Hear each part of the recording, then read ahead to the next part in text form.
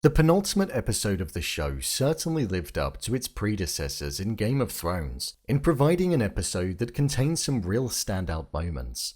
With the episode specifically focusing on the Hightowers and the events following King Viserys' death in episode 8, there was a lot to take away from it. So with that, I thought I'd recap, break down, and explain all that there was to take away from this episode of the show. So let's get into it. Here is House of the Dragon episode 9, Ending Explained. Just to let you know, this video will contain spoilers. Episode 9 of the show focused entirely on the Greens, which was no surprise with the title of the episode being the Green Council. We saw conflict erupt further from within, with sides needing to be chosen further. But the episode predominantly focused on Aegon being named king and ascending the Iron Throne, with his mother and grandfather staking his claim, before the news spread far enough throughout Westeros for Rhaenyra to find out. A full lockdown was underway in order to keep the news quiet, but by the end we saw Aegon take the throne and Rhaenys, well, make an entrance. I'm going to break this video down by the main things to take away from the episode.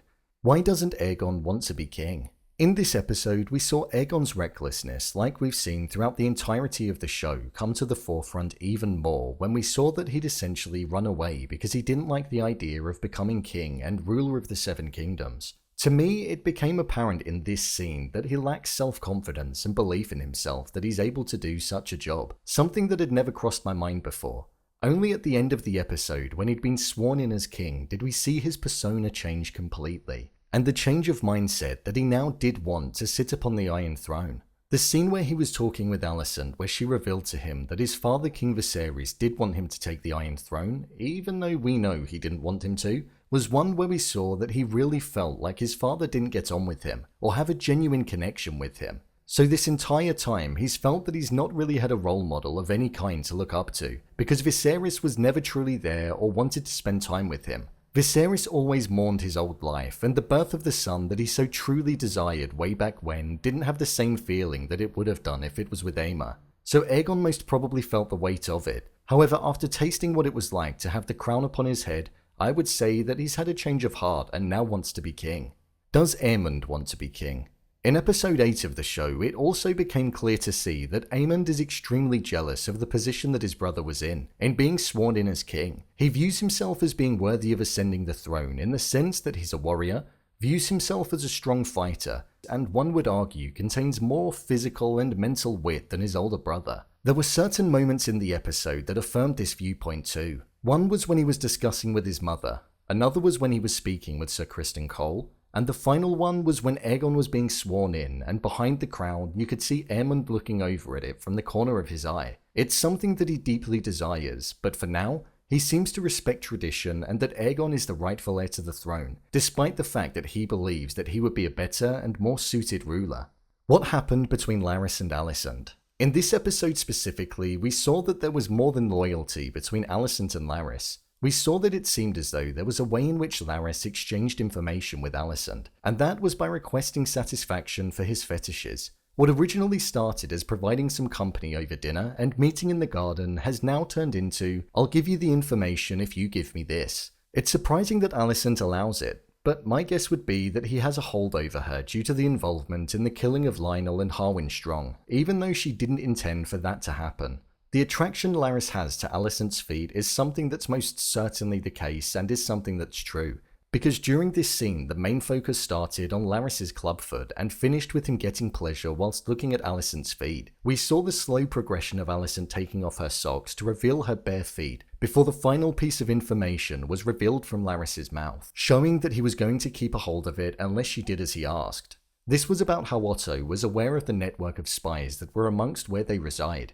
but Alicent wasn't aware of this, and also the revelation that one was in fact her maid and that she worked for Miss Area. This is why we saw her home being burned down, as her identity was later on revealed following the discussion with Larys. You could sense that Alicent was uncomfortable with what was going on, and she didn't enjoy having to do it like this, but it seemed as though Larys wouldn't provide the information if she didn't do what we saw unfold on screen. With the burning down of Miss Aria's home, the intention was for her to be killed, but I don't think that she's going to be dead. In the novel, she goes on to become the unofficial Master of Whisperers for Rhaenyra, and with her previous connections with Daemon, the attempted assassination of her will likely see her siding with Rhaenyra. Why didn't Rhaenys kill the Hightowers and Aegon? When it looked as though Aegon was going to have the standout moment of the episode in being sworn in as king, we saw Rhaenys carry out what Helena mentioned at the start of the episode when she uttered the words, "Beware the beast beneath the boards." This was the foreshadowing of Rhaenys smashing out of the Dragonpit and approaching the Hightowers, including Aegon and Alicent. It looked like for a brief moment that she was going to command her dragon using Dracarys to light them all up, but instead she turned away, and it seemed as though she's now set to ride her dragon to Dragonstone to inform Rhaenyra and Daemon of what's gone on. But the real question is, why didn't she just finish the job off there? I feel there are a couple of different options here. The first is relatively straightforward, and that's if she did, then there'd be no need for the show to continue. So in terms of from a script writing perspective, it wouldn't have worked. But when we look within the show, there are a few more. One is that she would have been perceived as a kingslayer, and if she went ahead and did this, there would have been a large crowd that bore witness to the slaying of the king and his family, and everybody would have known that it would have been her. And throughout Westeros, it's considered to bring bad fortune if you're to carry that out, so that could have been one of her reasons. Or another could have been that she viewed it as though it's just simply not her fight to claim. Whilst she'll stand in alliance alongside Rhaenyra and Daemon, and maybe even go into battle as well, this isn't her war to declare, even though she indirectly did, but she'll not draw first blood on her own accord. Rhaenys is a smart woman who's been overlooked several times in her life.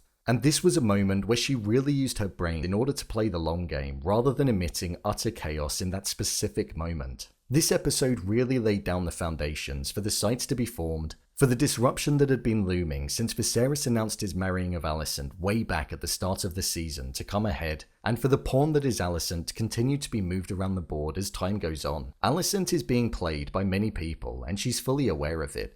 But deep down, I feel she's extremely conflicted, and we're seeing it come out as time goes on. As much as she loves her son, she doesn't want her childhood friend to be harmed. But with herself and Otto having opposing views, we'll just have to see which one ends up coming out. With the final episode that's focused predominantly with the Black Queen next week, it's going to be refreshing and allow us to see how she handles the news of her father's death that she loved dearly, and the already quick succession to the throne that's been made in her absence. I can't wait to see what's going to happen, but judging by the trailer, it looks as though it's going to be an epic season finale. So, there you have it, House of the Dragon Episode 9 Ending Explained. If you want to see more videos on House of the Dragon such as endings explained, theories and predictions, and character breakdowns, then click on the I button.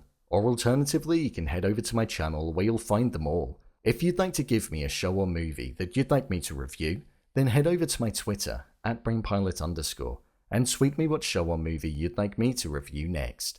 And finally, if you'd like to see what I rate the latest movies that don't quite make the cut to getting a dedicated video, then head over to my Letterboxd profile. It's where I rate the latest releases in real time. What did you think of episode 9?